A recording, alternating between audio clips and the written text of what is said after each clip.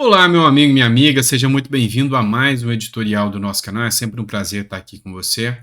Hoje, uma matéria que foi divulgada no jornal Cidade Online trata sobre o 8 de janeiro.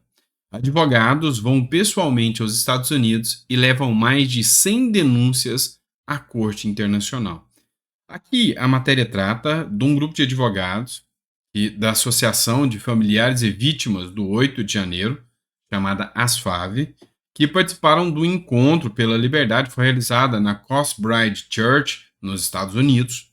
E esse evento tratou de levar a Organização das Nações Unidas, mais específico ao grupo de direitos humanos, uma denúncia com violações do devido processo legal. A advogada Gabriela Ritter afirmou o seguinte, abre aspas para a fala dela. Dentro do país, nós percorremos praticamente todas as instituições que vocês possam imaginar. Nós protocolamos vários ofícios na Comissão de Direitos Humanos da OAB do Distrito Federal desde fevereiro. Ouvidoria da OAB, do Distrito Federal, ouvidoria do Conselho Federal, Ministério dos Direitos Humanos, Vara de Execuções Penais do Distrito Federal e começamos a peticionar no processo. Ela continuou falando sobre os acontecimentos do 8 de janeiro e revelou que as prisões do dia 9 de janeiro são as que mais claramente demonstram se tratar de prisões ilegais e em massa. Ela relatou que as pessoas foram enganadas para entrar em ônibus nos quais ficaram circulando pela cidade sem saber para onde iriam, sem sequer saber que estava por que estava sendo presas, sem voz de prisão, sem alimentação, sem água, sem banheiro. Em seguida, permaneceram presas por meses a fio e agora começam a ser julgados por um tribunal incompetente, sem individualização das condutas nem acesso ao devido processo legal. Olha só, eu faço análise aqui da questão jurídica dos fatos. E aí, eu critico aquelas pessoas que depredaram, agiram em contrário à lei. Lembrando a vocês que, até onde se viu, todas as manifestações da direita foram ordeiras, foram manifestações totalmente coordenadas de uma maneira bem organizada, bem cívica. E aí, aqueles eventos do 8 de janeiro, de forma alguma, podem representar a direita. Mas a gente tem que entender também que a maioria, mas a grande maioria das pessoas, inclusive as que se manifestavam diante de quartéis, foram pegas de surpresa. A gente tem caso aqui, que foi relatado pelo jornal Metrópolis, de um morador de rua que não tinha o que comer e ia para a porta do acampamento para poder buscar comida. Foi preso, ficou meses preso, foi liberado e corre risco de pegar 17 anos de prisão. Então, assim, é uma falta de proporcionalidade gigantesca. A gente vê que é um julgamento com características políticas, a gente vê que não há competência. É insano qualquer advogado, qualquer jurista defender que é competência do Supremo Tribunal Federal a análise desse caso, porque não é, não tem como. Nenhum daqueles ali tem foro privilegiado, tem que ser julgado pelo Supremo Tribunal Federal, não tem fundamento. E aí as denúncias estão sendo feitas porque o devido processo legal foi, sem sombra de dúvidas, violado. Então, não que essa denúncia vai ter efeitos, tá? Então, na minha visão, não acredito que essa denúncia vai ter efeito, tá? Mas é mais uma instância, né, que os advogados estão fazendo o papel deles, estão fazendo o trabalho deles e estão recorrendo em todos os meios que eles conseguem alcançar. Vamos lá, tem mais uma matéria aqui que a gente vai analisar agora. Uma matéria que foi publicada no jornal Metrópolis. A questão da segurança pública no Brasil está algo assustador. Uma quadrilha está cercando e roubando pessoas em região de comércio popular. Isso está acontecendo dentro da capital do estado de São Paulo, dentro de São Paulo. No meio do povo, você está vendo as cenas aí, é no meio do povo. Você vê que vai passar um rapaz aqui de mochila, eles chegam, tá vendo esse rapaz de capacete e mochila? Eles chegam, abordam, tá? São as vítimas da sociedade, que abordam, tomam no meio do povo. Você vê a moça vendendo aqui, as pessoas aqui ao lado, veem tudo acontecer e simplesmente não podem fazer nada. Por quê? É a certeza da impunidade. É a certeza de que não vai dar em nada. Capaz de, se você reagir ali, você corre o risco de ser morto. Ou se você prender esses caras, no outro dia você vai ver eles na rua te ameaçando. Então, a certeza da impunidade gera isso no Brasil. Gera isso no Brasil. E a sensação de insegurança hoje é muito, mas é muito maior. A gente tem índices sendo apresentados dentro do estado de São Paulo, mas a gente vê outras coisas que não adianta a polícia militar fazer. Eu mesmo estava conversando com policiais essa semana e os caras falaram: "Ô, é desanimador. A gente fica descrente, porque a gente prende o cara, enquanto a gente está lá prestando o registro, fazendo ali o registro da prisão, o cara já foi liberado e a gente fica lá por 2, 3 horas a mais do que o cara. E realmente, sabe, a gente não sabe onde a gente vai chegar com tudo isso no nosso Brasil. Vamos lá, mais uma matéria. Eu já falei sobre isso, mas dessa vez compensa a gente fazer a análise, porque essa matéria é do Money Times e ela traz uma informação aqui bem importante para a gente. Economia, maior imposto do mundo. Haddad alerta para alíquota de 27,5% com reforma tributária no Senado. Vamos lá. Trata-se aqui, sem sombra de dúvidas, tá, do maior imposto do mundo. E aí, matéria do antagonista que eu trago para vocês, o Haddad, mais uma vez, foi prestar entrevista e ficou estritamente irritado. O ministro da Fazenda se irritou pela segunda vez na semana com jornalistas, que teria reclamado de falta de entrevista. O que está acontecendo em relação ao Haddad que nós precisamos conversar?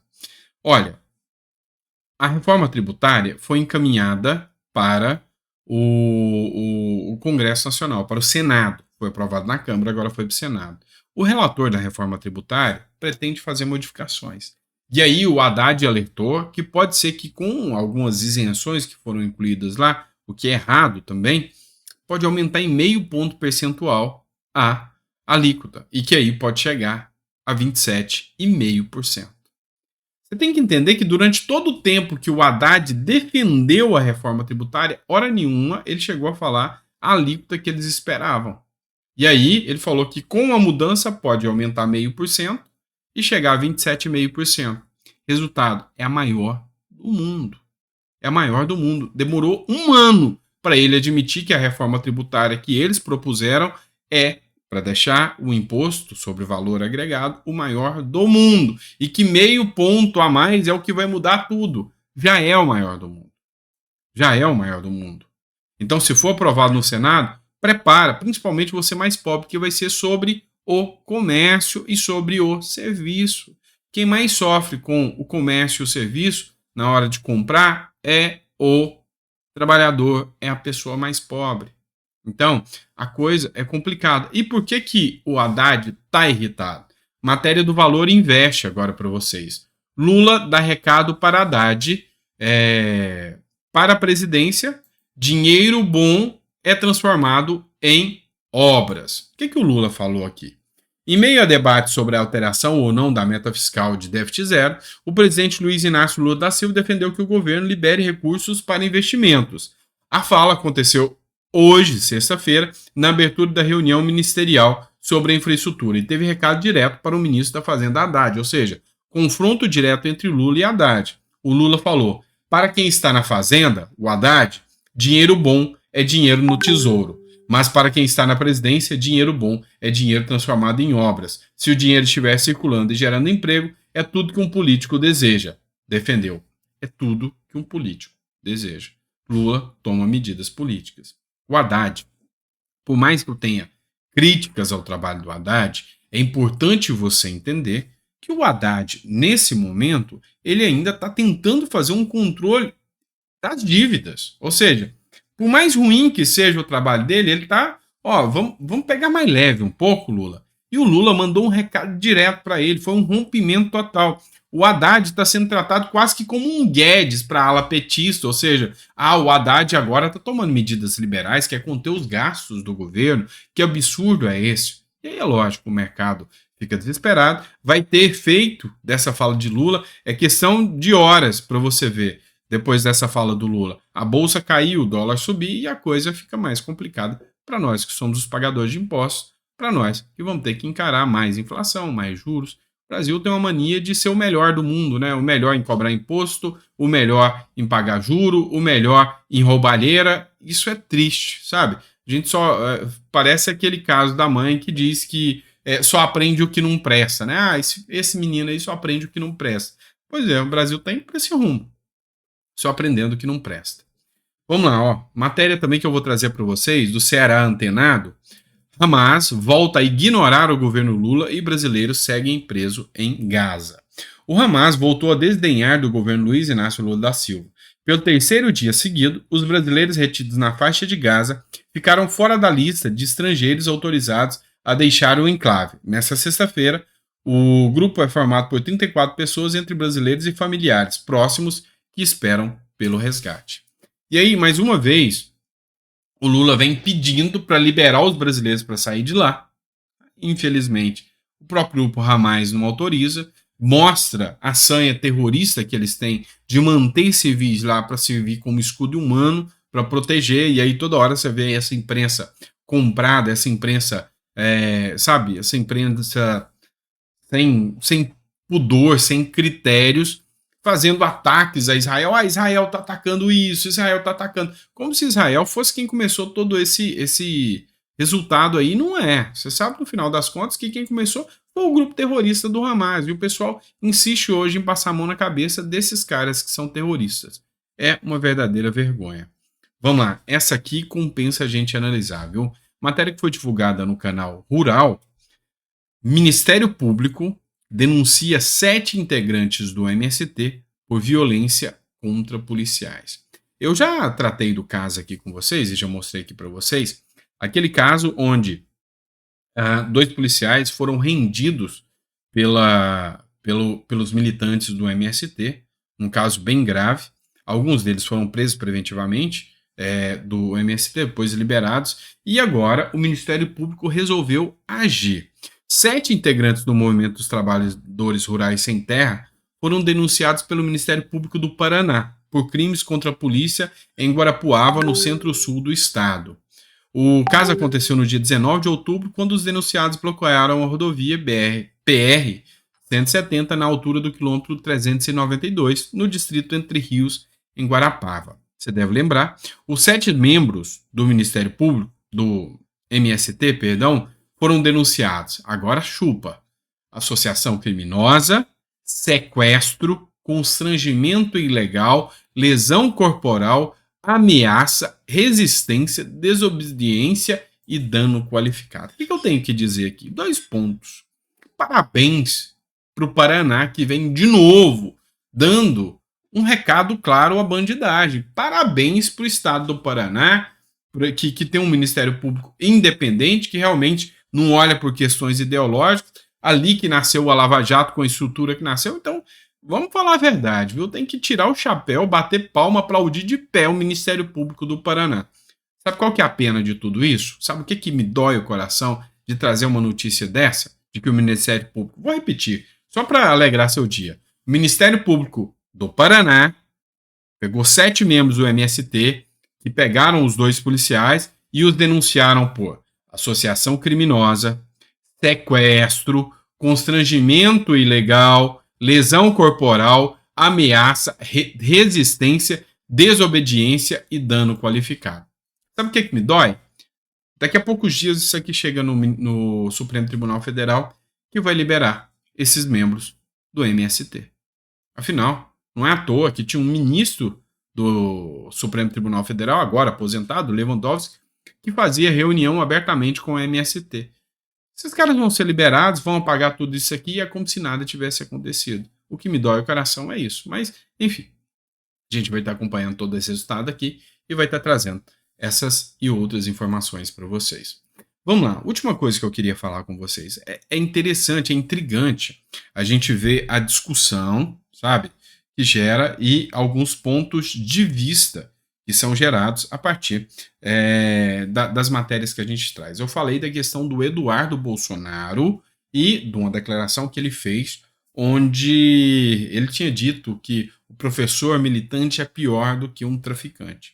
E que aí o Cássio Nunes, o próprio Cássio Nunes, que é uma voz sensata dentro do Supremo Tribunal Federal, tinha dito que, olha, você vai ter que se explicar por essa fala aí. E que o próprio Eduardo Bolsonaro deveria ter feito isso sem uma ordem do Cássio Nunes, né? E aí é interessante como você percebe que nem todo mundo pensa igual. E essa é a beleza. Ó, duas situações que geraram aqui críticas, né? Ou até elogios. O Silvano escreveu o seguinte: boa tarde, doutor Sandro. Muito boa sua argumentação por seu ponto de vista. Eu falei que não pode generalizar, que o Eduardo Bolsonaro é uma figura pública e filho do Bolsonaro, que sofre uma perseguição pesada, então deveria pensar muito antes de falar qualquer coisa. Já a outra, a Satina Barbadella, deixa eu ver se eu consigo chegar aqui para vocês. Aqui, ó, não vai aparecer a postagem dela aqui pela questão da imagem, mas ela escreveu aqui, ó: vou parar de seguir você, você é muito tendencioso. Essa é a beleza da coisa, tá? De pessoas terem discussão diferente das coisas. Eu ainda tenho a minha visão. O Eduardo Bolsonaro, e alguns até me criticaram, mas o Eduardo Bolsonaro foi muito criterioso. São os professores militantes que são piores do que traficantes. É isso que ele quis dizer. Mas eu ainda acho que o Eduardo Bolsonaro tem que entender o seguinte, tá? Eu ainda mantenho o meu posicionamento, embora eu entenda que eles se discordam de mim, a gente tinha conversado sobre isso. Ele tem que entender que tudo que ele fala, e o recado foi claro para quem é de direita, que ele falou que professor e abriu aspas para o militante é pior do que traficante. Só que tem dois pontos aqui. Uma, ele comparou o professor militante, que não está cometendo crime, a alguém que comete um crime pesado, ou um erro dele. O segundo ponto, porque o tráfico é crime. Então, seria mais ou menos eu falar que todo youtuber é pior do que terrorista. Você entendeu que uma coisa é bem mais pesada que a outra? Ou, não, todo padre é pedófilo, por exemplo. Então não dá para você comparar, é pior do que pedófilo. Não dá para você fazer essa comparação esdrúxula sendo uma figura pública tão focada nos holofotes. Esse foi o meu primeiro ponto. E o segundo ponto é que ele tem que tomar cuidado porque realmente essa informação ela vai ser tripudiada na mídia. Então, tem que tomar muito cuidado quando você trata de classes, principalmente como médicos, professores, são classes que têm um lado bom e um lado ruim, como todas, como youtuber, como filósofo, como policial. Então você tem que tomar muito cuidado no tipo de informação que você traz, no tipo de declaração que você faz, senão isso vai acabar afastando as pessoas ainda mais do discurso correto e do discurso coerente. Foi esse o meu ponto de vista, mas eu agradeço todo mundo que puxou a minha orelha, tá? E eu recebo muito bem as críticas e aquelas pessoas que concordaram comigo também, tá ok? Tá bom? Mas deu uma repercussão, eu já sabia, meu sincericídio me faz levar muito puxão de orelha, mas eu não vou mudar a minha linha de raciocínio, igual a Santina escreveu aqui, vou parar de seguir, tá tudo bem. Quando eu digo uma coisa, não é para mudar o seu posicionamento, é para você que pensa como eu, falar, a gente tá junto nessa. Se você discorda de mim, é para você pôr o seu argumento, que talvez você vai mudar meu ponto de vista. Quantas vezes eu já mudei meu argumento e meu ponto de vista aqui? Então, essa aqui é a parte bonita do nosso trabalho aqui, da gente fazer isso e bater um papo aqui, discutir. E eu não sou dono da verdade. Eu só sei que nada sei, estou aprendendo sempre. E a gente tem essa tendência aí de ouvir o contraponto, e eu acho interessante. É por isso que eu abri essa aspa aqui, só para falar o porquê que eu tenho esse posicionamento, tá bom?